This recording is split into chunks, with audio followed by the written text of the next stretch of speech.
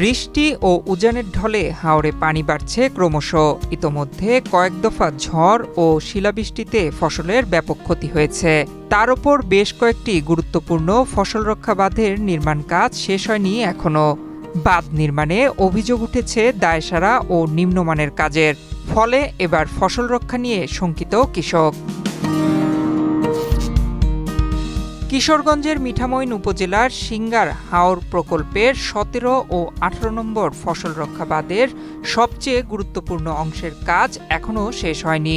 যেটুকু কাজ সম্পন্ন হয়েছে তাতে ভালোভাবে মাটি বসানো হয়নি, লাগানো হয়নি ঘাসও। এছাড়াও কাজের মান ও স্থায়িত্ব নিয়ে উঠেছে প্রশ্ন। অনেক বড় সংখ্যা হইলে আমরা হাওর শিলাবৃষ্টি নিচ্ছে, যদি পানি ঢুকে যাই আছে শিলাবৃষ্টি নিয়ে, এটা যদি তাই গিরস্তান খাই বাচ্চা থাকতো, পানি ঢুকে তো গিরস আরো মারা যাবো। এই যে বান চৈত মাসে পরে অর্ধেক শেষ, এই যে বান দেয় আর এই বান বান্ধে তার মারি এই বান বান্ধে বান তো টিসুও না, এর আগে আমরা বান জায়গা ভাঙ্গিয়া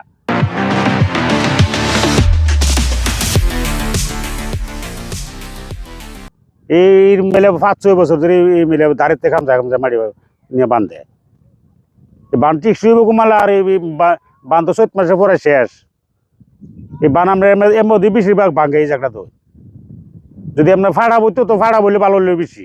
সরকার তো এটার মধ্যে আপনার কোটি কোটি টাকা খরচ করে বছর দেয়, তারা কয়েকজনের আইনে টাকা পয়সা খায় ঠিক মতো কাজ টাজ করে না, এগুলি করে না। আমরা তো আর ইয়ে করি না, তারা এইভাবে নষ্ট করে। ২৮ ফেব্রুয়ারির মধ্যে সকল বাঁধের নির্মাণ কাজ শেষ হওয়ার কথা, অথচ সবচেয়ে ঝুঁকিপূর্ণ অংশে কাজ শুরু হয়েছে সবেমাত্র। এছাড়া বাঁধের একেবারে পাশ থেকেই মাটি কাটায় ঝুঁকিতে রয়েছে বাঁধ। সময় মতো কাজ শেষ না হওয়ায় ফসল নিয়ে শঙ্কায় রয়েছেন কৃষকরা। শুনছি বছর নাকি ৩০ লক্ষ ২৫ লক্ষ টাকার বাজেট আসে এই বান্ধে। এরা কয়জনের টাকা ডালে আর কি পরিমাণ মাড়ি ফালা আল্লাহ পাক বলতে পারবে। সাধারণ একটু মাড়ি ফালা মনে করেন ফালাইয়া, সাধারণ একটা মাড়ি ফালা এটা একটু ল্যাপটপ দিয়া সাইরালা আর মনে করে বাদ জ্বালাইছে। হ্যাঁ, চৈত মাসের অর্ধেক গেছে গা, এখনো বান আমাদের হয় নাই। এই বাদ যদি না বাদে সামনে জোয়ার আসলে তো পুরা নদীর পানি পুরা গিয়ে হাওরে গিয়ে উঠবো, পরে আমরা কি করবো, কি খাই বাঁচবো আমরা? ১২ মাসে মনে করেন আমাদের হাওরে একটি মাত্র ফসল, এই ফসলের উপরে মনে করেন আমাদের সবকিছু নির্ভরশীল থাকে। ফুলাফানের লেখাপড়া খরচ এবং খাবার দাবার চিকিৎসা যাবতীয় যা কিছু আছে, আপনার এই ফসলের উপরে আমাদের সব আশা ভরসা। এই ফসল মনে করেন যদি নষ্ট হয়ে যায় তাহলে আমাদের সব মনে করেন শেষ। তাহলে জমির উপরে কি আপনার শিলাবৃষ্টি যদি নিচে গো, এখন তো বাদ ভাই যে আষাঢ় আছে, এই আষাঢ় মানে পানি উঠে ভরসা। যদি পানি বাইরে জায়গা এই খালে যদি পানি ঢুকে তাহলে আমরা তুলিমূলের শেষ। অন্যদিকে বিলম্বের পেছনে বিভিন্ন কারণ দেখাচ্ছেন সংশ্লিষ্টরা। তাদের দাবি, স্থানীয় কৃষকদের বাধা, জমি সংক্রান্ত আপত্তি, কাজ দেরিতে বুঝিয়ে দেওয়া এবং কাজের তুলনায় বিল না পাওয়ার কারণেই সময়মতো কাজ শেষ করা সম্ভব হচ্ছে না। আমাদেরকে কাজটা দেওয়া হয়েছে ফেব্রুয়ারির প্রথম দিয়ে লেগে আমরা কাজটা শুরু করছি। ফেব্রুয়ারির প্রথম শুরু করার পর আমাদের কাজে কিছু কৃষক জনগণ মিলে বাধা বিঘ্ন দেওয়ার পরে আমাদের কাজটা বন্ধ ছিল।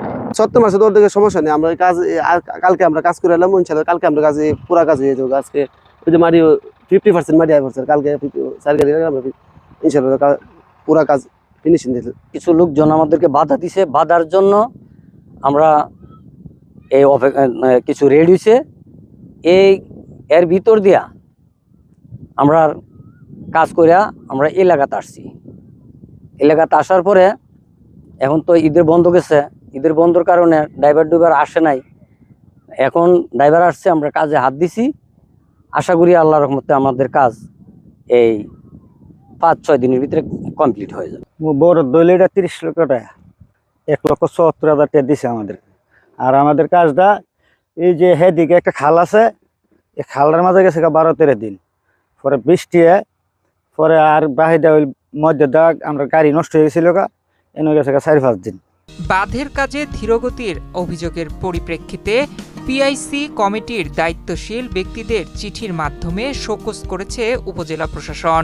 কোথাও গাফিলতি বা অনিয়ম প্রমাণিত হলে ব্যবস্থা নেওয়া হবে বলে প্রশাসনের পক্ষ থেকে বলা হয়েছে।